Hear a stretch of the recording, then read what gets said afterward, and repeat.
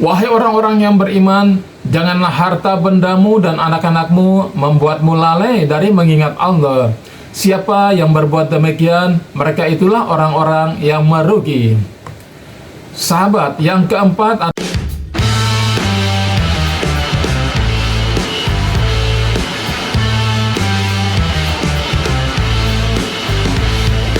Bismillahirrahmanirrahim. Alhamdulillahirabbil alamin.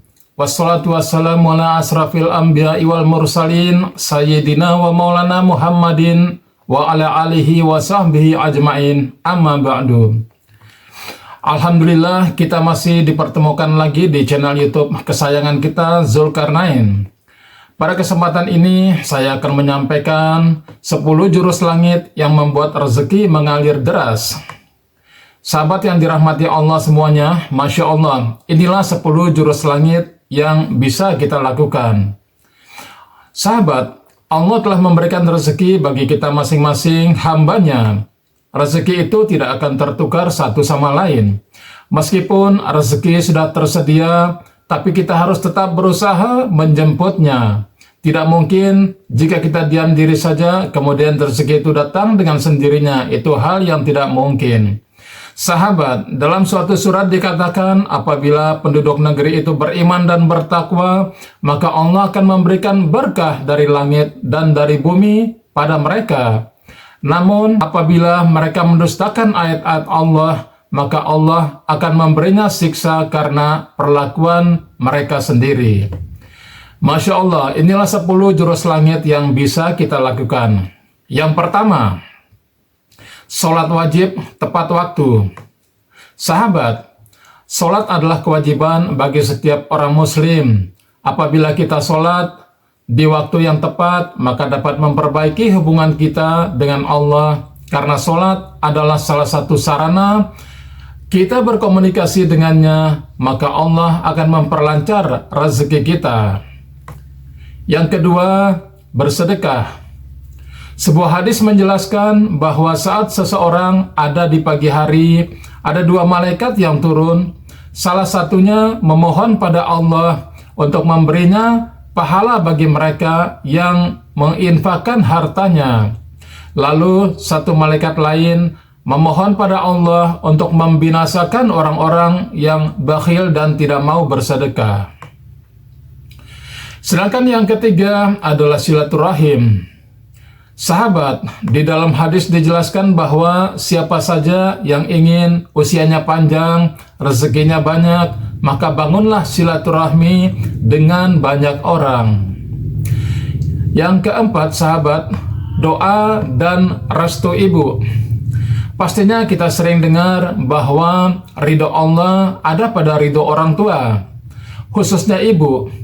Maka dari itu, mintalah doa dan restu dari orang tua di setiap langkah, dan orang tua akan mendoakan yang terbaik untuk anaknya.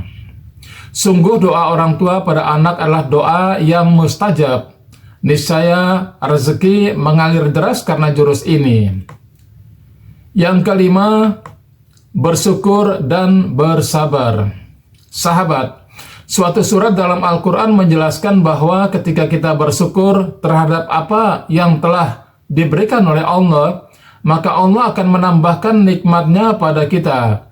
Begitu juga sebaliknya, jika kita mengingkari nikmat Allah, sungguh azab Allah sangatlah pedih.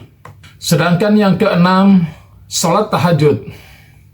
Sebuah hadis mengatakan, sholat malam ketika orang lain terlelap tidur, maka Allah akan menyelamatkan kita dari azab yang pedih.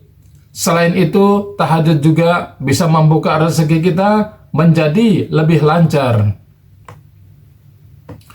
Yang ketujuh, zikir dan beristighfar.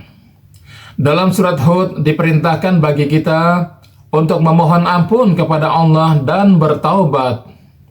Apabila kita melakukan hal ini, maka Allah akan memberikan nikmat yang baik pada kita hingga waktu tertentu, dan Allah akan memberikan setiap orang yang memiliki keutamaan, tapi jika kita berpaling maka siksa Allah sangatlah pedih. Inilah cara mendapatkan rezeki yang banyak. Yang kedelapan, sholat duha. Hadis dari Abu Darda mengatakan larangan pada kita merasa lemah dari 4 rakaat sebelum memulai hari, maka Allah akan mencukupi hingga akhir hari itu. Yang kesembilan, menikah. Allah akan mencukupkan rezeki bagi kita yang menikah. Hal ini selaras dengan isi satu ayat yang memerintahkan bagi kita yang sendiri dan siap atau layak untuk menikah, maka segeralah menikah. Apabila mereka miskin, maka Allah akan membuatnya kaya dengan karunia-Nya. Yang ke-10, berprasangka baik. Allah telah berfirman bahwa Allah bersama dengan prasangka hamba-Nya. Allah akan lebih mendekat apabila kita dekat dengan Allah. Barang siapa yang mendekatkan diri pada Allah, maka insya Allah rezeki akan terus mengalir padanya. Berikut 5 amalan buruk yang menutupi pintu rezeki. Sahabat, rezeki adalah karunia Allah Subhanahu wa Ta'ala yang diberikan kepada kita dalam bentuk apapun, baik itu materi, kesehatan, ataupun yang lainnya. Setiap orang memiliki kadar rezeki yang berbeda-beda. Mungkin kita sudah pernah merasa sudah bekerja keras, namun rezeki yang diperoleh tak sesuai dengan yang diinginkan. Dalam hal ini, janganlah kita menyalahkan orang lain atau bahkan menyalahkan Allah. Cobalah menyadari jika rezeki yang kita peroleh juga bisa disebabkan oleh kebiasaan-kebiasaan yang tanpa kita sadari dapat menghalangi rezeki-rezeki dari Allah Subhanahu wa Ta'ala. Rezeki di sini tentu bukan sekedar uang. Ilmu, kesehatan, ketentraman jiwa, pasangan hidup, keturunan, nama baik, persaudaraan, ketaatan termasuk pula rezeki. Bahkan lebih tinggi nilainya dibanding dengan uang. Sahabat, 5 penghambat datangnya rezeki yang harus dijauhi. Hati-hati. Rezeki yang sudah disiapkan oleh Allah Subhanahu wa Ta'ala dapat terhalang pada seseorang karena sebab tertentu. Syekh Al-Zarnuzi dalam kitab Ta'limul Mutala'im menyebutkan perkara utama yang menghambat datangnya rezeki adalah banyaknya dosa yang dikerjakan oleh seorang muslim. Sahabat, keterangan ini dilandasi dalam sabda Rasulullah Shallallahu Alaihi Wasallam, sesungguhnya seseorang pasti terhalang dari rezeki dikarenakan dosa yang dilakukannya. Sesungguhnya takdir tidak dapat dicegah kecuali dengan doa, dan sesungguhnya tiada yang dapat menambah umur kecuali kebajikan. Hadis riwayat Ahmad. Sahabat, untuk itu muslim perlu memahami beberapa perbuatan dosa tersebut yang menjadi faktor penghambat datangnya rezeki. Apa saja? Simak terus video ini sampai selesai, jangan di skip. 5 amalan penghalang pintu rezeki dan dalilnya. Yang pertama, syirik. Dikutip dari 99 pesan Rasulullah, syirik termasuk perkara utama yang menjadi penghalang pintu rezeki seseorang. Rezeki yang dimaksud tersebut adalah rezeki berupa terpenuhinya kebutuhan hidup dan rasa aman. Perihal perintah untuk menjauhi perbuatan syirik sudah pernah ditegaskan dalam surat Al-Quraisy ayat 3 sampai dengan 4. Allah berfirman, yang artinya, maka hendaklah mereka menyembah Tuhan pemilik rumah ini Ka'bah yang telah memberi mereka makanan untuk menghilangkan lapar dan mengamankan mereka dari rasa takut. Sahabat, yang kedua adalah tidur di waktu subuh. Larangan tidur di waktu subuh pernah dijelaskan dalam sabda Rasulullah Shallallahu Alaihi Wasallam yang bersumber dari Ibnu Abbas radhiyallahu anhu berbunyi, yang artinya, seusai sholat fajar atau sholat subuh, janganlah kamu tidur sehingga melalaikan kamu untuk mencari rezeki.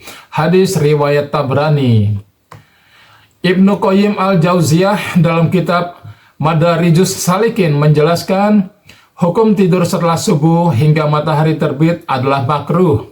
Sebab menurutnya waktu tersebut merupakan waktu utama turunnya rezeki dan datangnya berkah.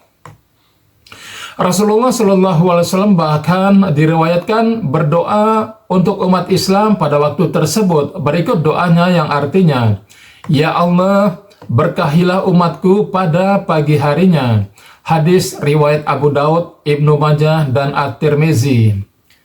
Sahabat, yang ketiga, lalai dari ibadah. Melalaikan kewajiban beribadah karena terlalu disibukkan dengan mencari rezeki justru termasuk dalam salah satu perkara yang dapat menjadi penghalang pintu rezeki terbuka. Hal ini sudah pernah diperingatkan oleh Allah Subhanahu wa Ta'ala dalam firman-Nya, yakni surat Al-Munafikun ayat 9, yang artinya, "Wahai orang-orang yang beriman, janganlah harta bendamu dan anak-anakmu membuatmu lalai dari mengingat Allah. Siapa yang berbuat demikian, mereka itulah orang-orang yang merugi." Sahabat, yang keempat adalah obral janji saat berdagang. Perkara lain yang perlu diperhatikan bagi para pedagang adalah mengobrol janji palsu untuk calon pembeli. Hal ini dapat menjadi penghalang datangnya rezeki dan keberkahan dalam kegiatan jual beli, bagaimana dijelaskan dalam hadis berikut ini. Sumpah itu melariskan barang dagangan tapi menghilangkan keuntungan atau keberkahannya. Hadis riwayat Bukhari dan Muslim. Sahabat, dalam riwayat lainnya juga disebutkan hal serupa. Janganlah kalian sering bersumpah dalam berjualan, karena sumpah itu melariskan dagangan tapi meludeskan keuntungan atau menghilangkan keberkahannya. Hadis riwayat Muslim. Sahabat, yang kelima adalah durhaka pada orang tua. Al-Quran maupun hadis sudah mengingatkan tentang pentingnya berbakti kepada kedua orang tua. Bahkan bagi orang tua yang sudah meninggal pun ada anjuran untuk senantiasa mendoakannya. Perkara durhaka kepada orang tua juga disebut sebagai salah satu penghambat rezeki seseorang. Rasulullah SAW bersabda, "Jika seorang hamba tidak lagi mendoakan atau durhaka kepada orang tuanya, maka rezekinya akan terputus." Hadis riwayat Al-Hakim dan Ad-Dailami. Sahabat semuanya, semoga kita semuanya diberikan rezeki yang berlimpah, diberikan kesehatan yang sempurna, kemudian diberikan keluarga yang sakinah, mawaddah, warahmah. Sampai jumpa di video berikutnya. Wallahul muwaffiq ila aqwamit thoriq. Wassalamualaikum warahmatullahi wabarakatuh.